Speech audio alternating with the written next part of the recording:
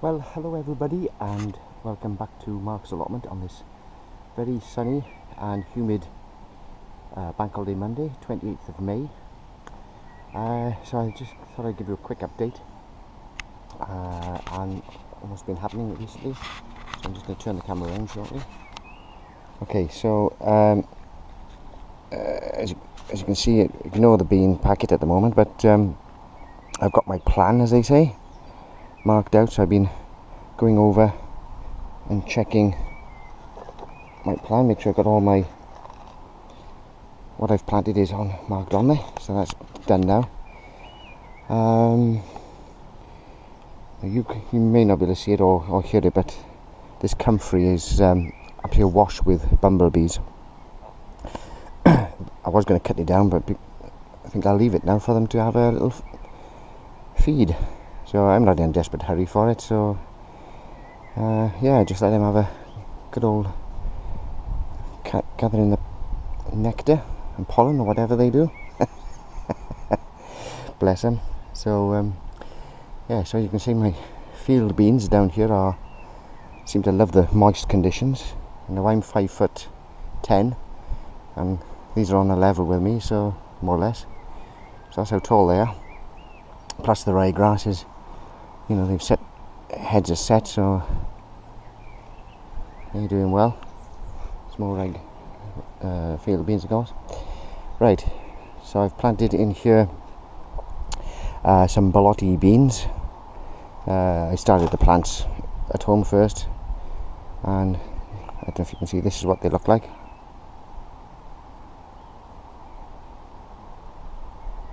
Quite an attractive looking seed. Just put them in my pocket out the way. And then on this bed, I've done just now this morning, done 2 wigwams of climbing French bean. Now the variety, that one over there on the left, it is excuse me, a bit of fluff went up my nose. So it's the left hand one. I think it's called, I haven't got my glasses on, it's called Carmenat. Looks like a blacky purple colour pod, so I'm giving them a go. And on this side is a white climbing French bean. Now there's one called Monte Cristo and Monte Gusto. I'll see if I can show you the seeds, but anyway, I don't know if you can see in there.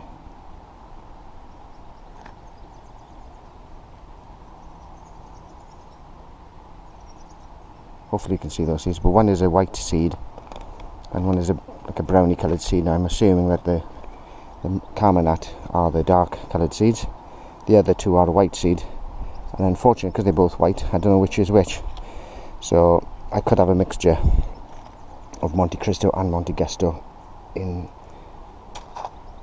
on that spot there, but to be honest it doesn't really matter. Then of course we've got some Brussels sprouts coming. These are early, some of these are early varieties, and then at the far end there are a later variety that I've put in.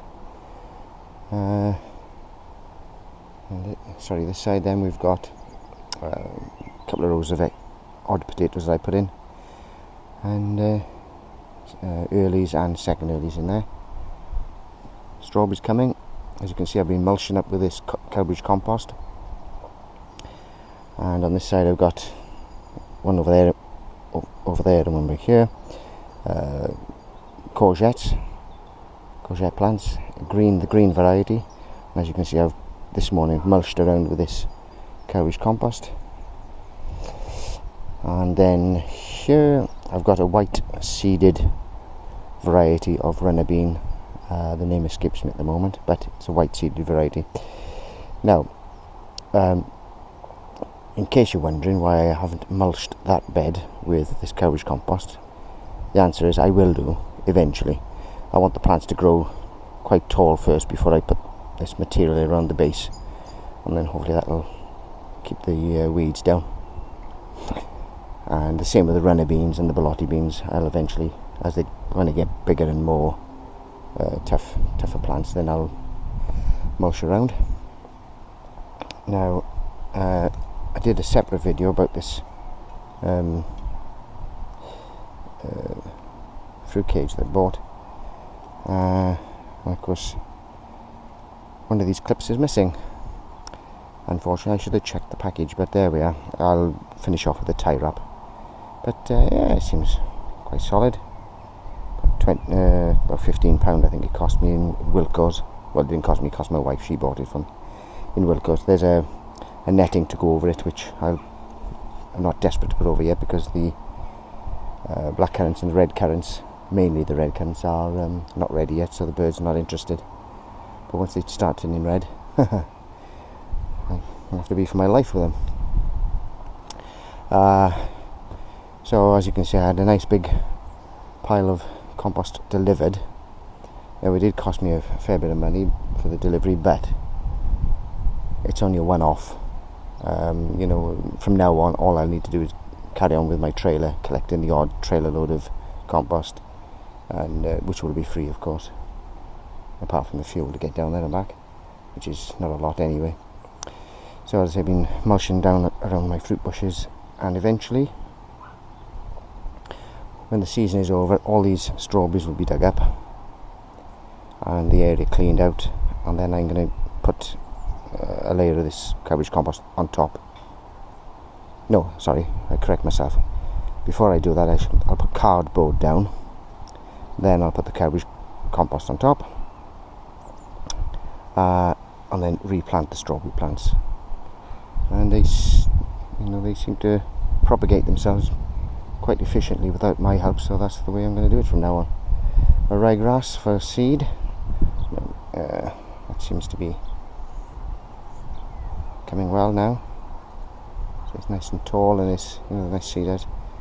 And surprising how much seed I'll get out of this, and I'll show you when the time comes how I collect it, etc.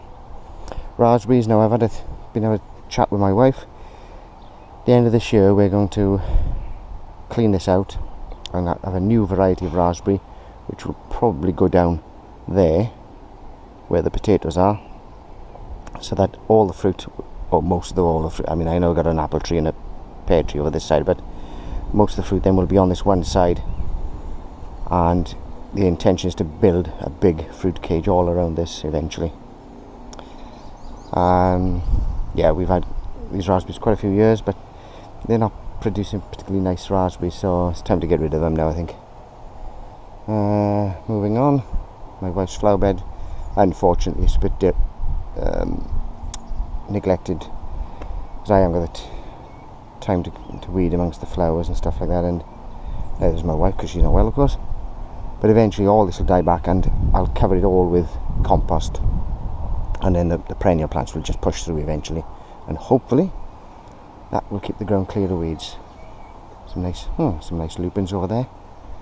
Might take some home for it. Cauliflower's coming. I've lost one plant. I hope it's not the cabbage root fly, but may well be. They're looking a bit limp. I'm hoping the limpness is because of the sun, because it's very hot today. And they'll perk up later. Potatoes coming nicely, as you can see.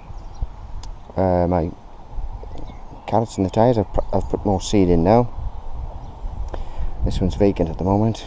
Parsnips are coming okay, and my potato experiment seems to be coming along, and we'll see how that goes. Moving swiftly on. Haven't seen my neighbour again. He comes down every once in a blue moon and puts stuff in, but more field beans, more ryegrass. As I say, I'm happy to cut stuff down if I need the space to plant whatever. So, if it stays in and goes to seed, then fine, I'll collect the seed off that. We got your garlic, of course, and onions. Now I put some asparagus in up there, and it doesn't look like it's coming, so I think I'm going to have to go and get some new plants. My beetroot's coming fine, and again I've been mulching with the compost. Mulch 2. I've got peas coming in there. Hopefully the birds will leave them alone. No, there's no sign of the asparagus. I think the plants are going deaf. Anyway, broad beans coming. Nice to make sure they go the other side of the string so they don't fall over. And I've had some beautiful collies.